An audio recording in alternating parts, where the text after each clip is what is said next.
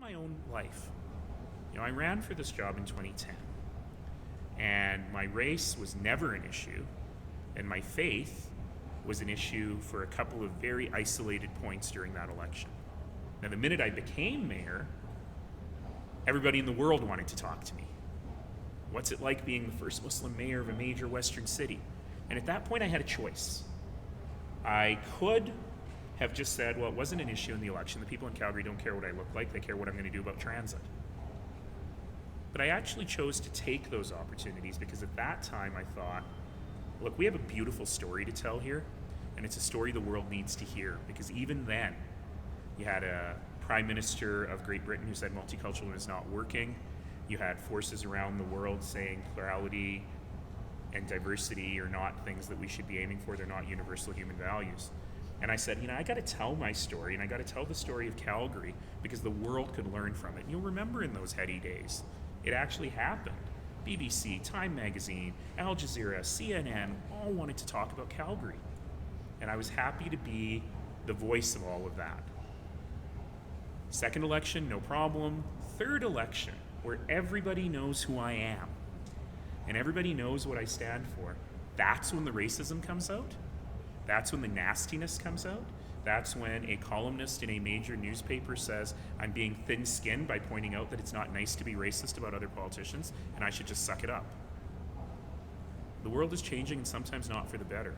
And we know that history's not linear, that it's 5 steps forward and 3 steps back. But what we have to make sure that is that it's not 5 steps forward and 10 steps back. And these are things that we need to continue working on. And the fact that our leaders have been so waffling on Bill 21, a fundamental attack against people's basic human rights, is a great example of that waffling. So obviously this is happening in the context of an election. There's a lot of takes back and forth about will Trudeau survive? Is the apology good enough? That kind of thing. But how do you think political leaders can ensure that this does get to a deeper level of talking about the presence of racism in Canadian society and what else is going on that needs to be addressed? I mean, look, some people are saying, the Prime Minister should resign over this and all of this. That's just dumb. It's as dumb as what he did, right? But what we need to do is actually focus on that question. But you know what? We got to do it as citizens. Imagine if the Prime Minister yesterday, in his apology, had pivoted to let's have a bigger discussion about racism. People would have said that's insincere, that you're just trying to deflect, right? He had to give his apology and he had to own it as best he could.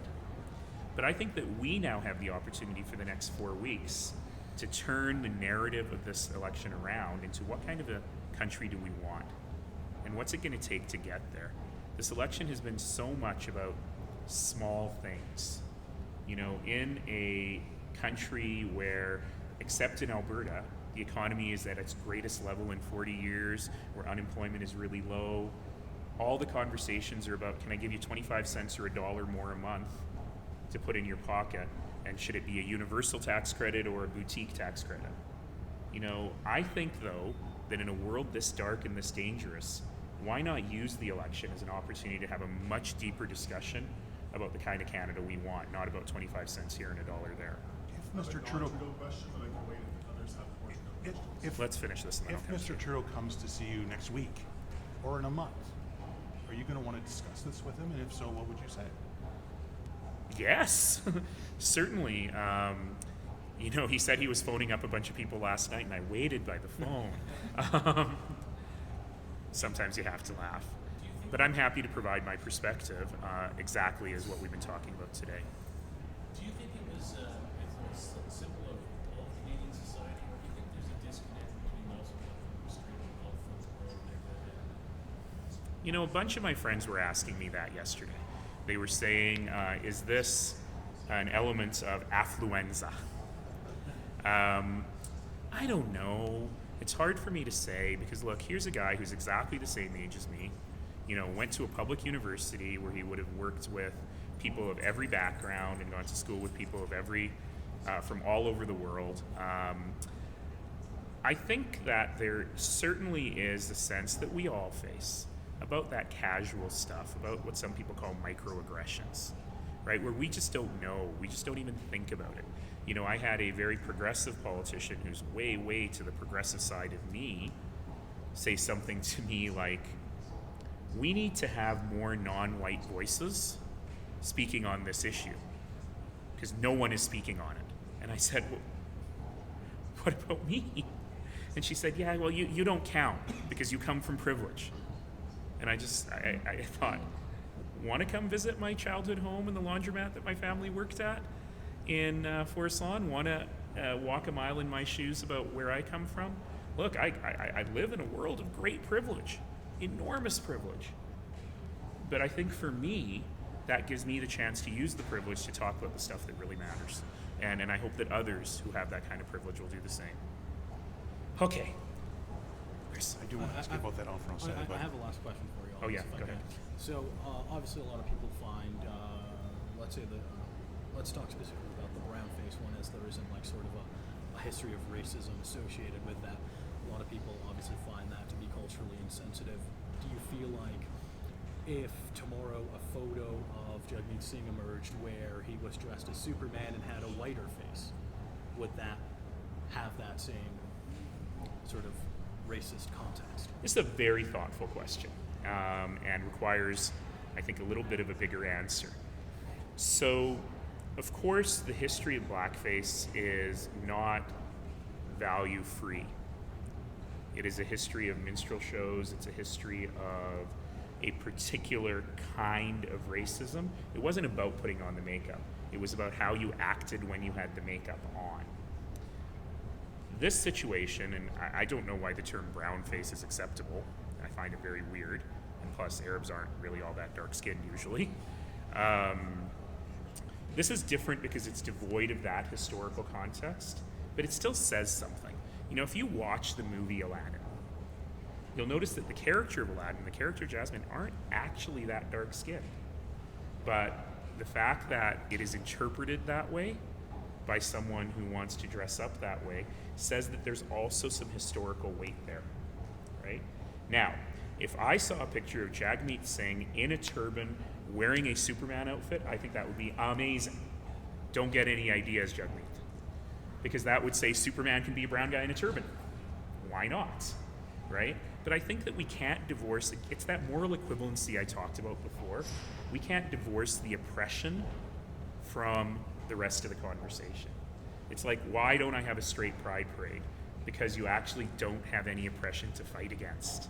Because you're not actually saying that this is the problem. And look, what I often say is, when people talk about privilege, they say, well, it's an unfair thing to say.